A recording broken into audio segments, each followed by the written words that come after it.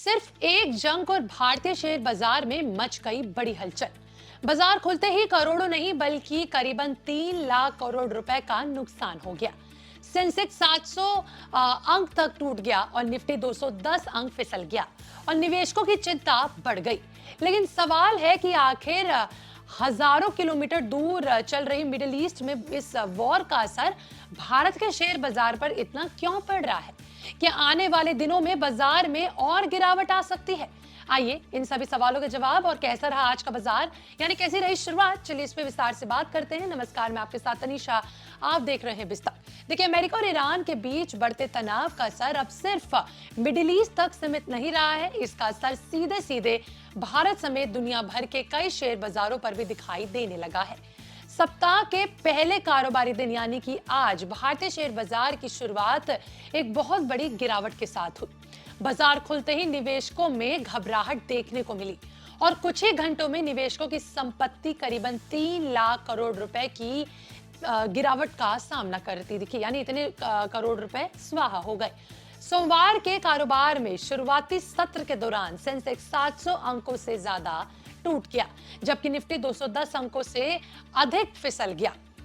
हालांकि बाजार में कुछ रिकवरी जरूर देखने को मिली, लेकिन शुरुआती गिरावट ने निवेशकों की चिंता बढ़ा दी। रिकवरी भी माइनस में ही रही, लेकिन जो अंक की शुरुआत थी उससे थोड़ी ऊपर रही।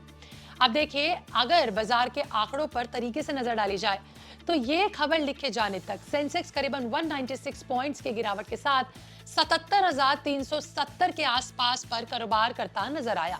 वहीं निफ्टी के शुरुआती कारोबार में 24,000 के करीब फिसलने के बाद ये कुछ संभला और 24,140 के स्तर के करीब पर दिखाई दिया। आपको बता दें कि बाजार में निचले स्तर से खरीदारी जरूर आई, लेकिन दबाव पूरी तरह खत्म नहीं हुआ। अब देखिए, ऐसे में सवाल है कि आखिर बाजार में इतनी बड़ी गिरावट आई तो आई कैसे? इस गिरावट के पीछे क्या कारण है? सबसे बड़ी वजह जो है अमेरिका और ईरान के बीच बढ़ता तनाव और ये जो सैन्य तनाव है इसको बताया जा रहा है। दोनों देशों के बीच हालात एक बार फिर बिगड़ते नजर आ रहे हैं। ईरान ने दावा किया है कि उसने हॉर्मुज स्ट्रेट को फिर से बंद कर दिया है और ये वही समुद्री मार्ग है जहां से दुनिया के बड़े हिस्से का कच्चा तेल गुजरता है। ऐसे में बाजार को डर है कि अगर तेल की सप्लाई प्रभावित होती है तो ग्लोबल स्तर पर कच्चे तेल की कीमतें और बढ़ सकती हैं। इसी चिंता का असर जो है वो आज तेल बाजार पे भी देखने को मिला है। आपको बता दें कि ब्रेंट क्रूड की कीमत 4 से 5% तक उछलकर 79 से $80 प्रति बैरल के आसपास पहुंच गई। भारत जैसे देश के लिए ये चिंता की बात है, क्योंकि भारत अपनी जरूरत का एक बहुत बड़ा हिस्सा बाहर से आयात करता है। अगर कच्चा तेल महंगा होता है तो इसका सीधा सीधा असर पेट्रोल डीजल की कीमत पर पड़ता है, महंगाई पर पड़ता है, कंपनियों के खर्च पर पड़ता है और देश के आयात बिल पर पड़ता है। यही वजह है कि तेल की कीमतों में तेजी आते ही निवेशकों ने शेयर बाजार में मुनाफा वसूली शुरू कर दी और बाजार में हड़बड़ी मच गई और इसी वजह से करोड़ों रुपया स्वाहा हुए। बाजार पर दबाव बढ़ाने वाले एक और कारण है और वो है रुपया। डॉलर के मुकाबले रुपया करीबन 37 रुपीस कमजोर हुआ। कमजोर रुपया भी विदेशी निवेशकों की जो है धारणा को प्रभावित करता है और आयात करने वाली कंपनियों की लागत बढ़ा सकता है। सिर्फ भारत ही नहीं बल्कि एशियाई बाजार में भी कमजोरी देखने को मिली है। ग्लोबल अनसर्टेनिटी के चलते निवेशकों ने जोखिम वाले एसेट से दूरी बनानी शुरू कर दी है और इसी वजह से बाजार लाल निशान पर पहुंच गया। अगर सेक्टर्स की बात की जाए तो बाजार में आईटी सेक्टर ने कुछ हद तक सहारा जरूर दिया और बाजार को संभालने की कोशिश की, जैसे टीसीएस और एचसीएल टेक जैसे शेयरों में मजबूती देखने को मिली। ये खबर लिखे जाने तक बात की जाए टीसीएस शेयर की तो उसमें 4.06% की तेजी दिखी। वहीं एचसीएल टेक के शेयर में 3.01% की तेजी देखने को मिली। इसके अलावा एनटीपीसी और पावर ग्रिड जैसे भी कुछ ऐसे चुनिंदा शेयर्स थे जिन्होंने निशान जो है लाल की जगह हरा ही बनाए रखा और कारोबार हरे भी करते दिखे। वहीं दूसरी ओर metal, pharma, realty projects, banks और इसके अलावा ऑटो सेक्टर में दबाव साफ साफ दिखाई दिया। इन सेक्टर्स में बिकवाली की वजह से बाजार की गिरावट और गहरी हो गई। इसी बीच बाजार में डर को मापने वाला इंडिया वीआईएक्स भी करीबन 10% उछलकर 13.38 के स्तर पर पहुंच गया।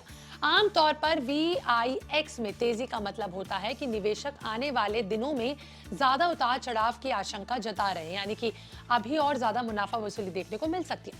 अब बात करते हैं निवेशकों के नुकसान की कि उनको कितना लॉस है। देखिए, शेयर बाजार में गिरावट का असर सीधे सीधे BSE के कुल मार्केट कैपिटलाइजेशन पर पड़ा। शुक्रवार को BSE पर सीधा सूचीबद्ध कंपनियों का कुल मार्केट कैप करीबन 480 लाख करोड़ रुपए के करीब था, जो आज यानी कि सोमवार के कारोबार के दौरान घटकर सीधा 475 लाख करोड़ के आसपास पहुंच गया और यही कुछ ही समय में निवेशकों की संपत्ति में करीबन 3 लाख करोड़ रुपए की कमी आ गई।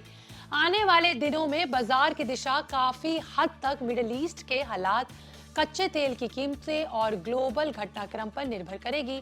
अगर अमेरिका और ईरान के बीच जो है तनाव और ज्यादा बढ़ता है तो ये स्ट्रेट ऑफ हॉर्मूज को लेकर अनसर्टेनिटी बनी रहती है, तो बाजार में उतार चढ़ाव जो है जारी रह सकता है, जैसे कि आज रहा पहले कारोबारी दिन पे।